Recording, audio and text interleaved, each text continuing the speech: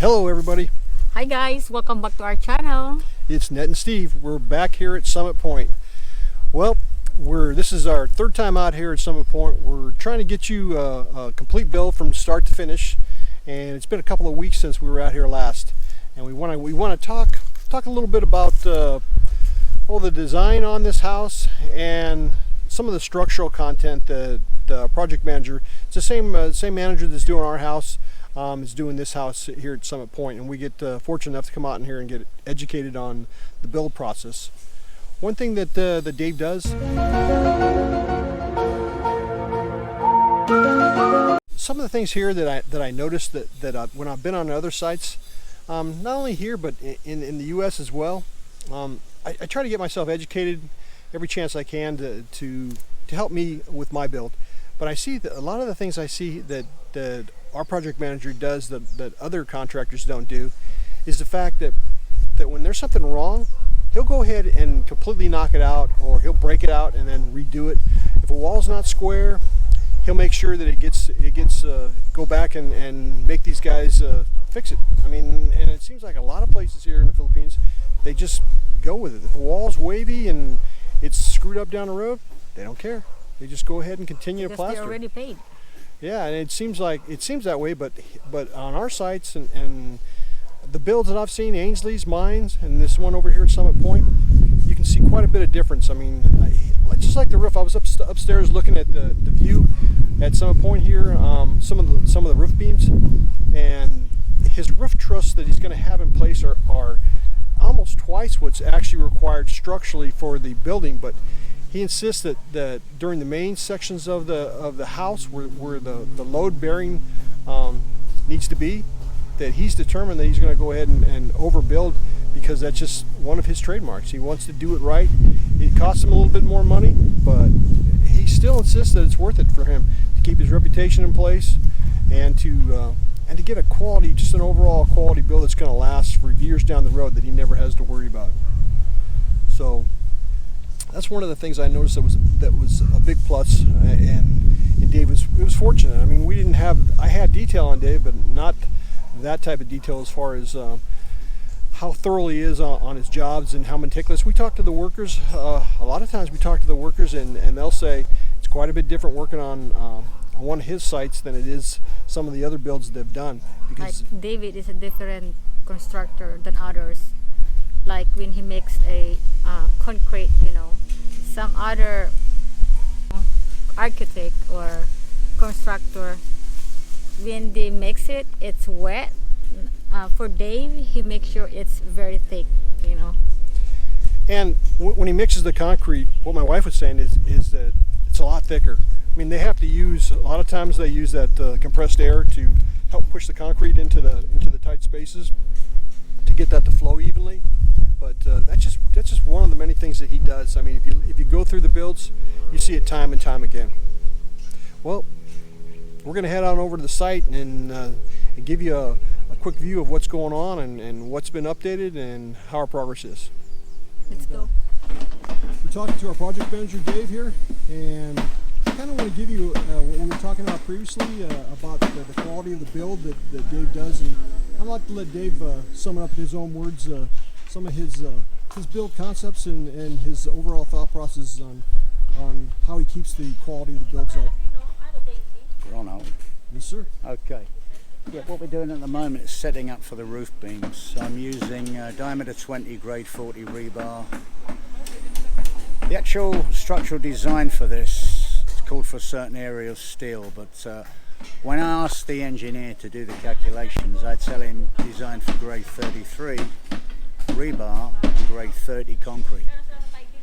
But when we actually start, I use grade 40 rebar and grade 60 and up concrete.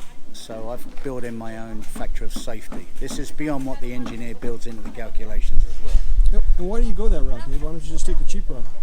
Well, peace of mind, you might say. I just like to make sure I've built something that's pretty strong, more above and beyond the call of duty, you might say. Also, for the roof steel, the engineers calculated a single 2x2 angle by a quarter. Designed the truss so, and what I'm doing is putting angle in back to back for the main top chord and the bottom chord, just to again beef it up a bit. I think it's worth the extra money I'm not charging, just to make sure it's a nice strong structure at the end of the day. It's definitely got to give you peace of mind too, but as being a homeowner, it makes me feel good too. Yeah. Knowing that I've got somebody looking out for me when I'm, and the good thing about you, Dave, is I'm telling you, you're on site almost 6 days a week. Yeah. I mean, I don't know how long you're going to be able to do that. I mean, because you got a lot of builds going on right now. Yeah, I'm in the morning at Sierra Maria and the afternoons here, and I do that specifically for the traffic. It's easier to do it in that order. Well, and yeah, it works for all of us, and I just does. wanted to say, well, I as a homeowner appreciate it, and thanks for the time, Dave. excellent. Point. We're back in the great room, or the front area, and kitchen combined. You can see that you can see the progress on the floor. Before, the flooring was only done in the back section.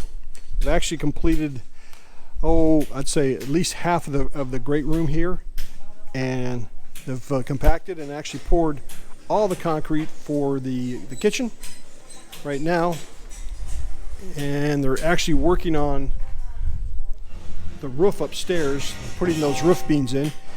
This is freshly poured. This has been changed a little bit since the last time we saw it.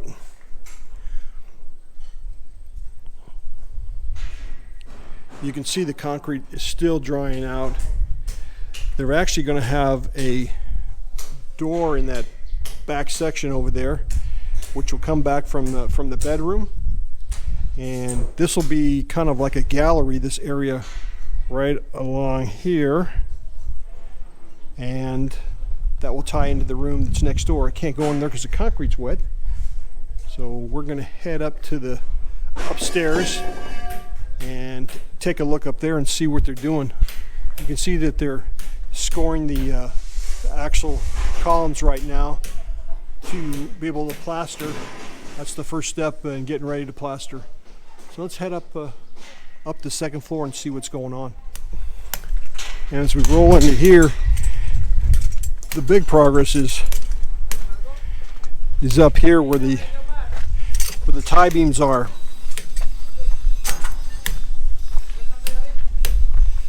Crew's putting the tie beams up now so they can get all these the pouring done for the roof.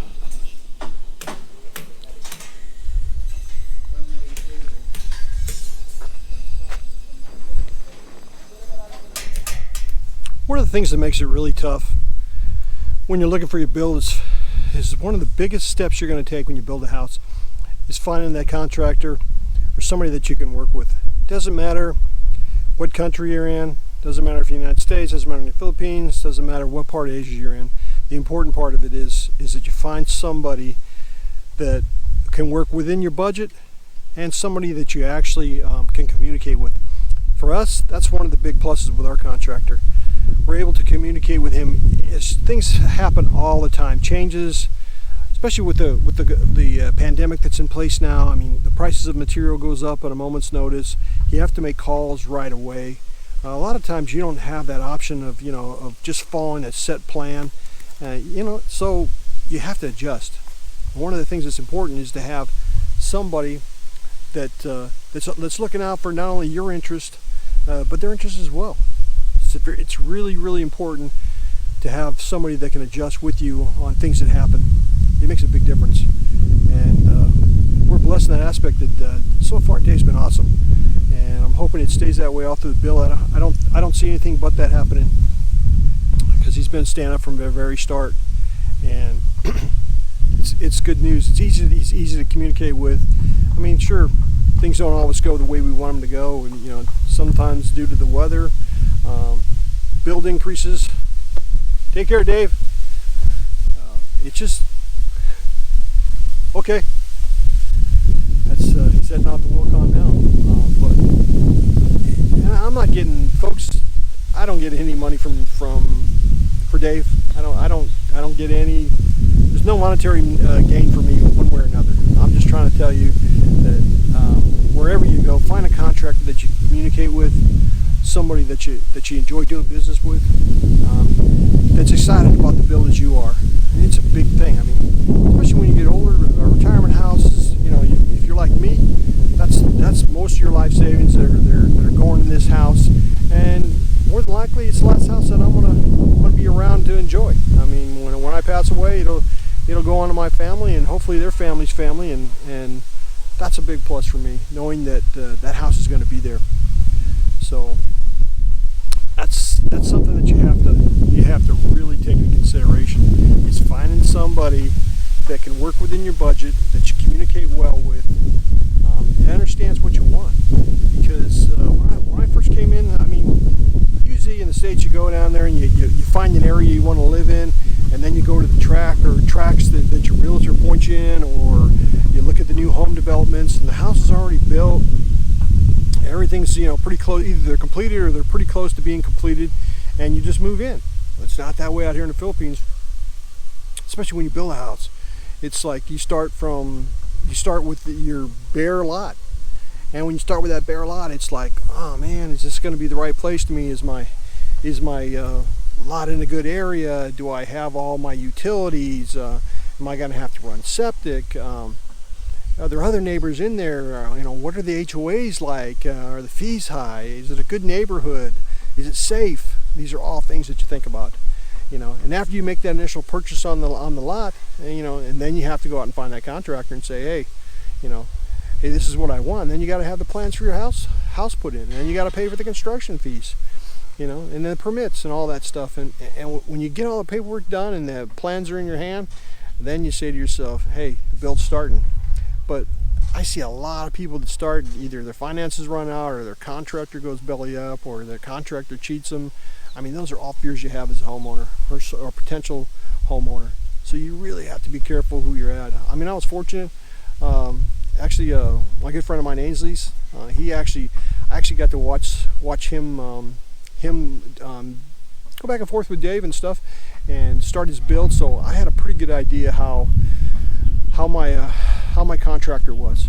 It's where a lot of people, they take a chance. It's a hit and miss. And you've heard all the stories about contractors that don't work out and some that do. But like I said, that's super, super important, that you have to have somebody from start to finish that can take care of your needs.